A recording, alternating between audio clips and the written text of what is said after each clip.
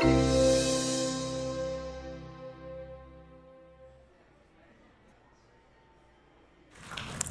hi, thank you, welcome. My name is Magalis Martinez, and my co-creator in all things Genesis, Watson Hartsoe.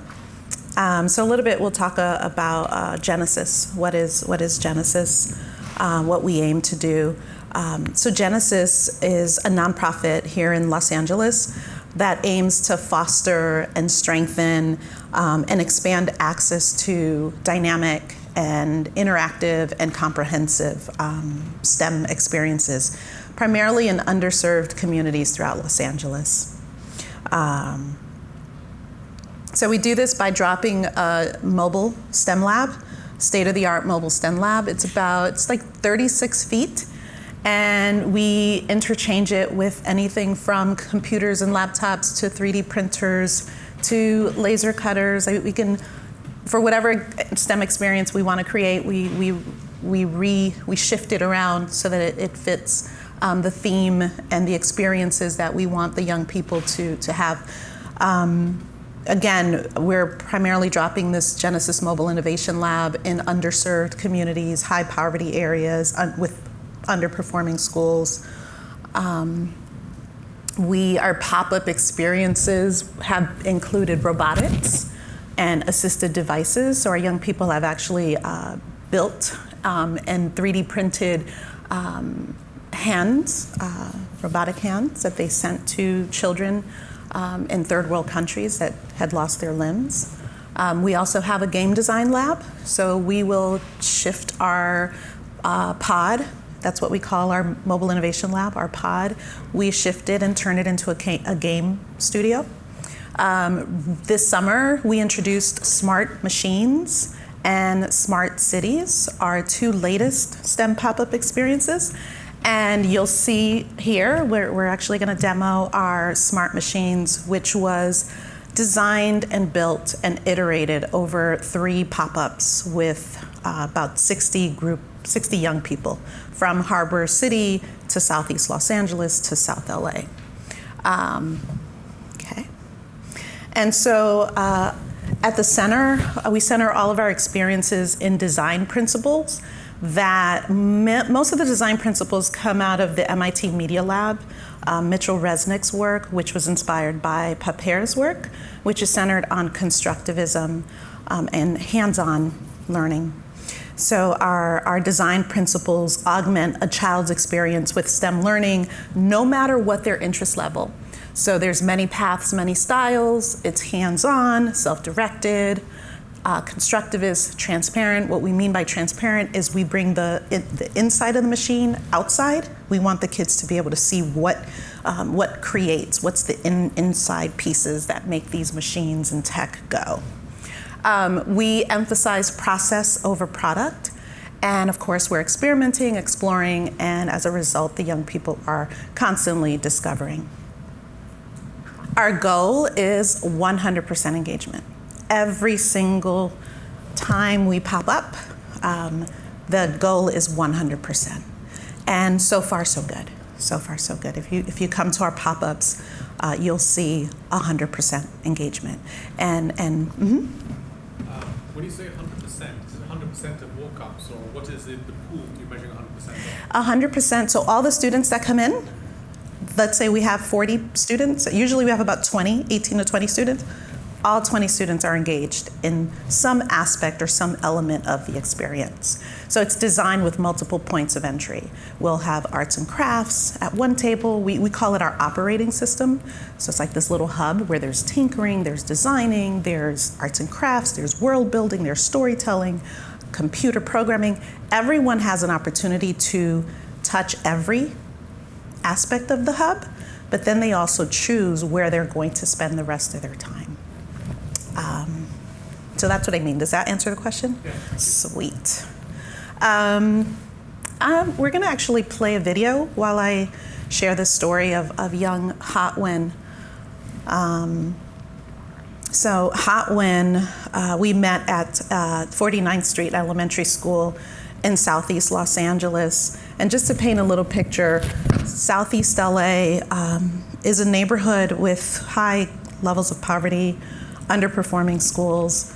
One of the days that we were there, we had to lock down the campus because the helicopters, were hovering really low, and the kids said, "Oh, okay, we have to go on lockdown." So just to give you a sense of the communities that we're dropping into, this is a unique opportunity for the young folks. It's kind of like the carnival is coming into town, the circus is coming into town, but it's a STEM circus. So when this young child, the staff, afterwards, when I went to meet with the staff, they said to me, we weren't sure if we were going to let him participate because he has a severe learning disability. And they let him come to our pop-up. I'm glad they did.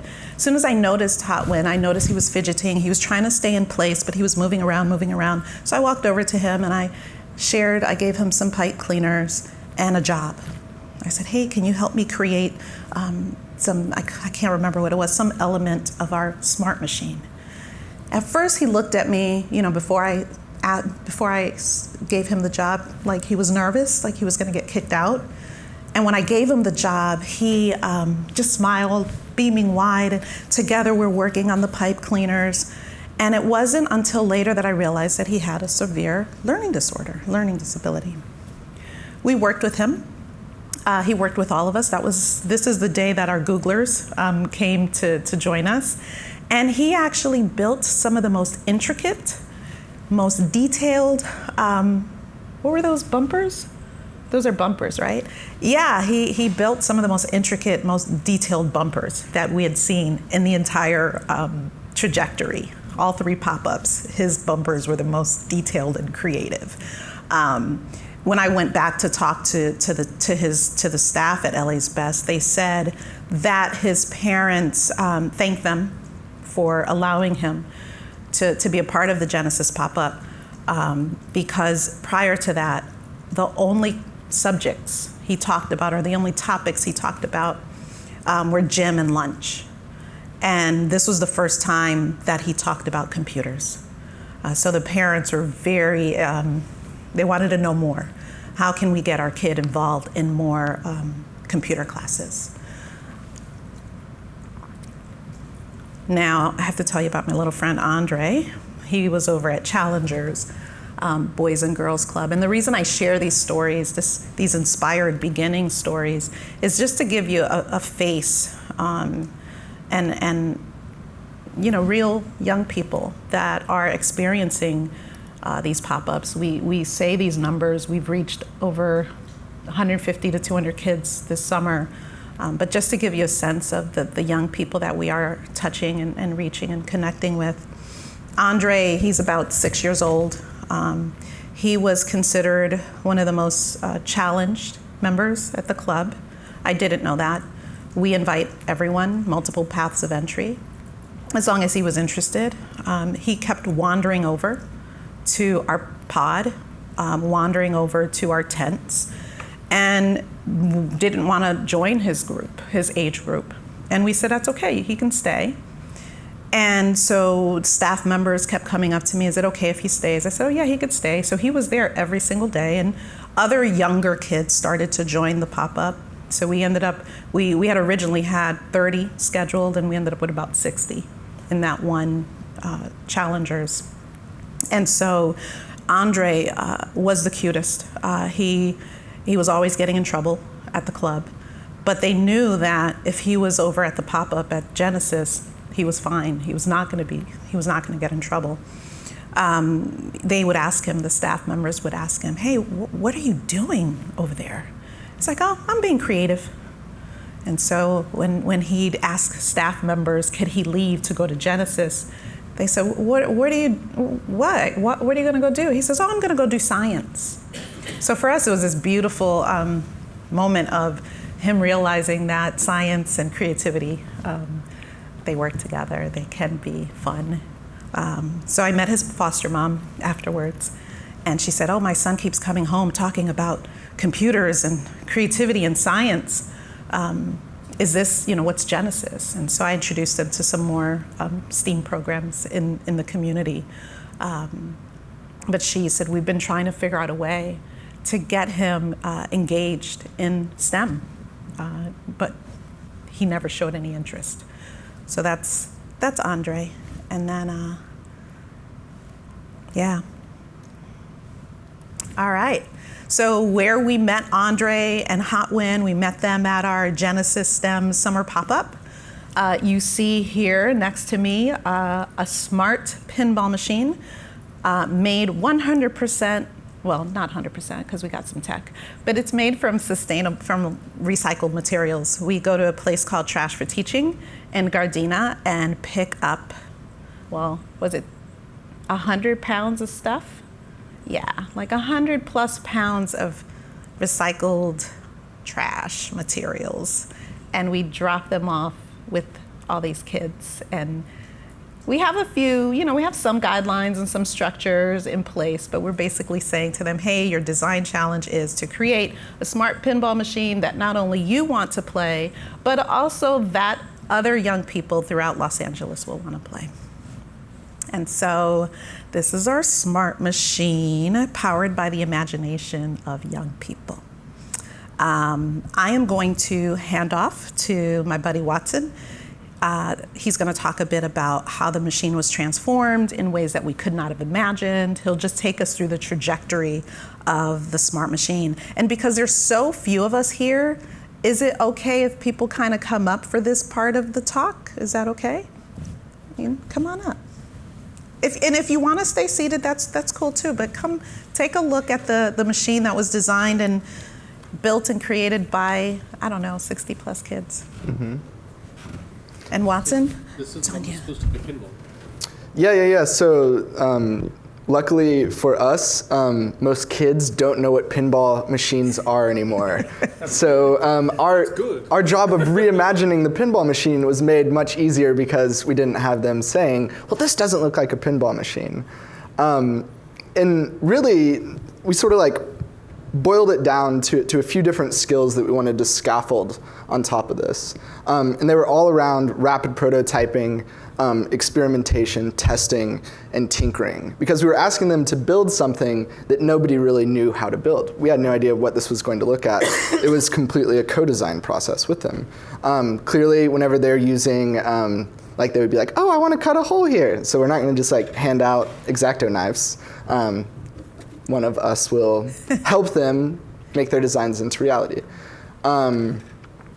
But as we were moving through this design process, what we ended up seeing was that the more open space we gave for them, the more we were impressed with what they came up with that was beyond what we could imagine. So for those of you who are classic pinballers, you should know there are elements that are incorporated into this that do resemble an original pinball machine. So we sort of broke it down into 3 simple game mechanics to explain to them. You have targets, which are buttons that you hit that give you points. This is connected using a makey to a simple graphic programming language called Scratch, which is out of MIT. An obstacle is anything that gets in the way of you hitting a target and getting points. And then a bumper is something that's really not maliciously trying to stop you from getting points, but you can bump into it and it'll spin or light up or something like this, something kind of like what Hot Wind created. Sort of just adding to the experience of the machine. You never bothered to tell me how to slope. Yeah, that's it. So the other important piece of the game are these robotic balls by the name of Sphero. So the kids, you can learn basic programming with these, but it's a lot more fun to just drive them and control them. At the center of the design challenge for making the game, as Magalis was saying, is it has to be fun. It can't be something that just sits here and looks like a pile of trash. This is carefully engineered fun. This was everything here is here with a purpose. And the fun that we had was structured around this idea that in pinball, it needs to be a game of skill. Mm-hmm. So not anybody can just walk up to it and come and beat the game. You have to really have practice and you have to know how to control this ball. So out of that, immediately, whenever you have a horde of kids around one of these machines, it became apparent that we needed a way to say, your turn is over. And the kids came up with that idea. yeah, in an elegant way. Mostly like, give me the controller. So thus was born the idea of the trap. Yeah. And as you can see there's a trap. Over here, there's a trap. This is sort of like the pit of despair. Once you go inside this box, it's very hard to get out. But all of these were sort of mechanisms that the kids came up with to make it so the game kept moving and it had a rhythm and allowed everybody to play. One of the most beautiful parts of the testing of this machine, is that we do try to get in, expand access to the machine in the play testing period. So our young designers who've been working throughout the week on this, at the end of the week, get to present it to the rest of the Boys and Girls Club and have younger kids come and play and get their feedback. What's fun, what wasn't fun, what would be cool. This would be neat if it had plexiglass. This would be cool if it blew up right here. Like, this would be cool if it made a cat noise. But it was just another way to get the input of this other generation of kids. So were there multiple of these going on? Yeah. So we actually, this is I guess the fourth iteration. Yeah. There were many iterations in between them, but for example, this trap was created by the first group of kids in South Bay. And then I believe these were created were those This is Challengers, yeah. So we had a total of 3 pop-ups. Yeah. And then this was Challengers as well. It was really interesting to see how they were building on top of each other's ideas, and then how our final pop-up, you can talk a little bit more about Challengers and how they activated they really opened up the imagination for more art and story and world building at Challengers. Yeah, so this thing has been through a lot. It is more tape than anything else at this point, it seems like, and that is because this thing has been played. This thing has been used by kids, and it was in a really, really sorry state at our last pop-up. And we gave these 2 sort of more experienced designers, we said, all right, your guys' job, make this just as sturdy as possible. And there were all these like inbuilt little obstacles that we had made where they were like, oh, this will be great for them to put electronics on and stuff. And these kids in this redesign, they just got rid of everything. They just said, it's a box now, but it's a strong box. And what this did though, is it opened up the game board completely, and now there was no real constraint. There weren't walls anymore. There were just these boxes that could be taken on and off. And when that happened, each of these boxes became a different world that kids were able to start designing then. So there were some Star Wars kids that were like, this is the dark side because it's really, really challenging and like nobody wants to go up this. This was considered to be like this like celestial palace up here where that's like worth the most points, but it's also very challenging to get to. The pit of despair clearly is someplace you want to avoid. But as this was happening, it opened up this whole other world of kids being able to come and start getting engaged with it. If you see that little character right there, these started getting reproduced at an amazing rate.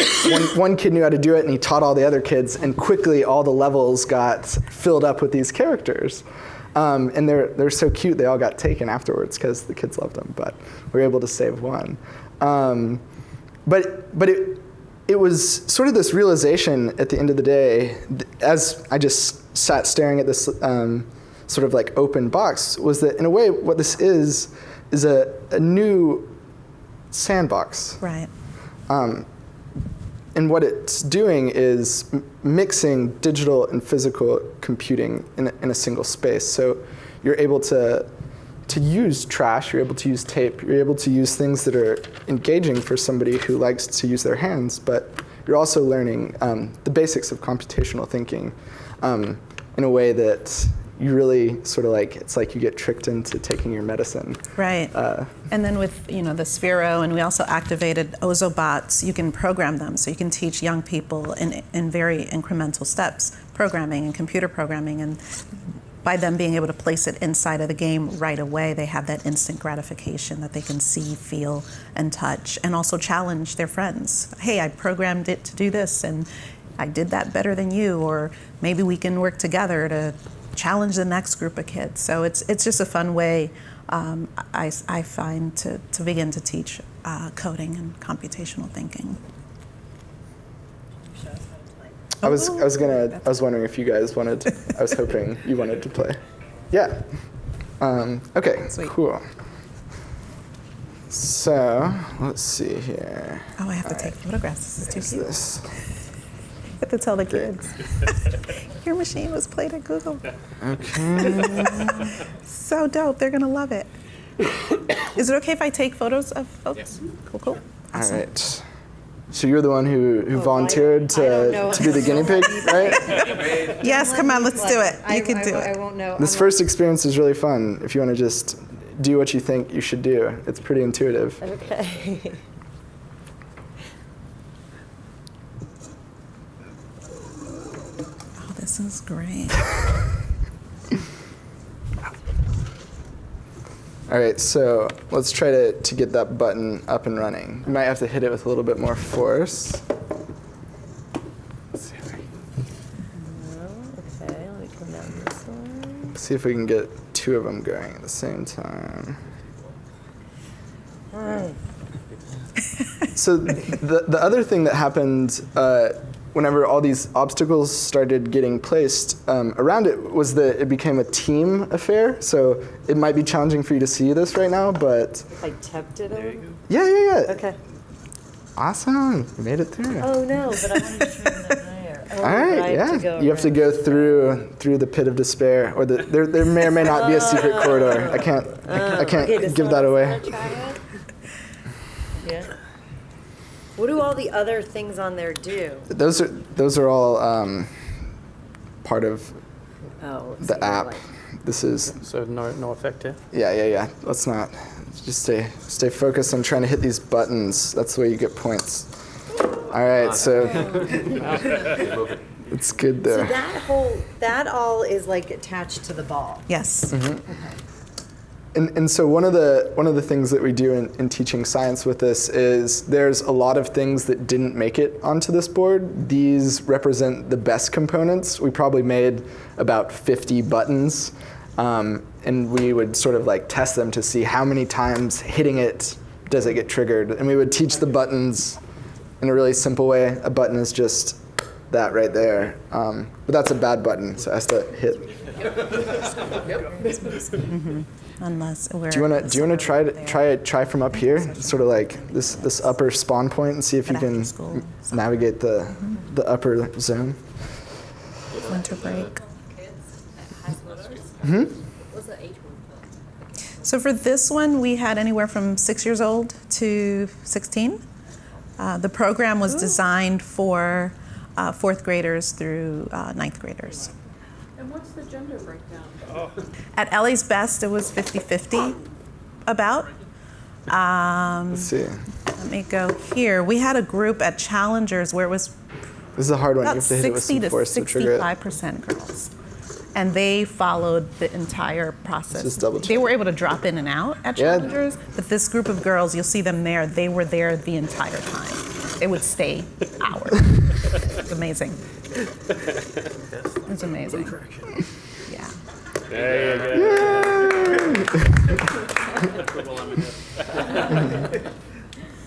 Yeah. So now would be the time they'd be like, "This is too easy. We gotta make it harder."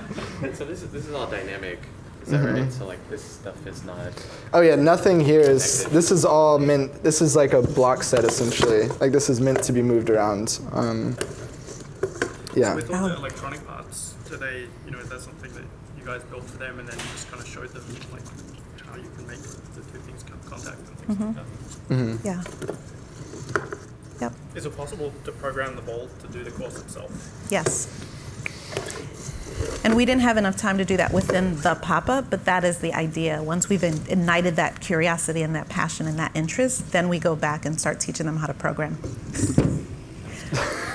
It's like, oh, you want to make that thing go? Let's code. Just press back. Yeah. There you go.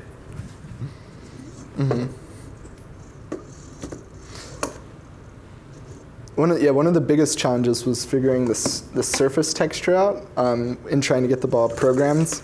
How it responded to different textures was really one of the central challenges the kids It's had. quite variable as well. That The surfaces we worked on were not always like perfectly flat, so there were a lot of things that made programming it to navigate the course by itself challenging. And then you'll see Hannah's idea. She came up with this not makeable. You cannot, no one can make this. Can't get the points. Yeah.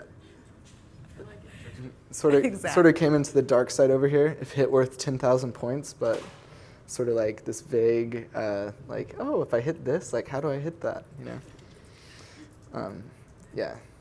So part of it, though, oftentimes is like getting kids to the point where they make something beyond what they thought was possible initially, which happens a lot whenever you make something that's programmable out of trash. Most people don't associate those two things together.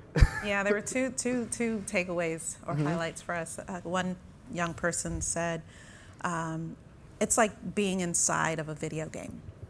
And then the other one, so funny. No offense, but the video game's made out of trash. So. This video game is made out of trash. Yeah. But none of them turned away from it. They kept, and they all had ideas on how to make it better and more competitive and harder. So great. So are you gonna keep using this, or if you do another pop-up, will you do a new board? It'll be, so we also go through our own R&D and prototyping process and testing. They're co-designing with us how this should be presented in the next phase. I think we're deciding that we'll have all these different pieces, but we'll keep the board empty for them to just unleash their imagination. But we'll always have pieces around to support those students who might need a little bit more, push. But this board will actually go back to 49th Street Elementary School in Southeast LA. The principal there and LA's Best, they were so inspired by this that they started talking about, well, why don't we have more of this? And I talked to them about creating a makerspace, and they said, we have room, so they're creating a makerspace at 49th Street Elementary, and this will live there. So the students are, and Hotwin, I didn't mention, he graduated from the elementary school, but he will be coming back when they're running programs in the makerspace, and he's going to be a volunteer. He's going to help work with the other kids. So yeah, and of course, what we're really focusing a lot on is mixed reality and K through 12 learning. So our smart cities, we're in prototype mode. It activated virtual reality, augmented reality, physical computing, coding, storytelling, world building, and this is a young child experiencing virtual reality for the first time ever in the Genesis Innovation. We have a lab, a physical lab in Pico, the Pico Robertson area, and this was her first time experiencing this. And what she's seeing inside here is the smart city that was created by the young people. They're helping us co-design that next pop-up experience. What app are you guys using for it? We use, is it Erasma? We used Erasma. We're gonna activate the Samsung 360 camera, right? So we're gonna activate the Samsung 360 camera. What else did we use? We used Ozabots. Yeah, this was just like a virtual reality camera that was plopped down in the middle of the city, and then this girl, she was following around these little robots that they had programmed. So she was sort of like spinning around in a circle, watching the city turn around her, sort of like from the perspective of like a very small person in the middle of the city. And so then, of course, we ask you to join us. We are in the process of activating programming in 25 Boys and Girls Clubs. And we're also in talks of opening an innovation lab in one of the Boys and Girls Clubs in South LA. So however you can come and support or send friends, we say join us. It's a lot of fun.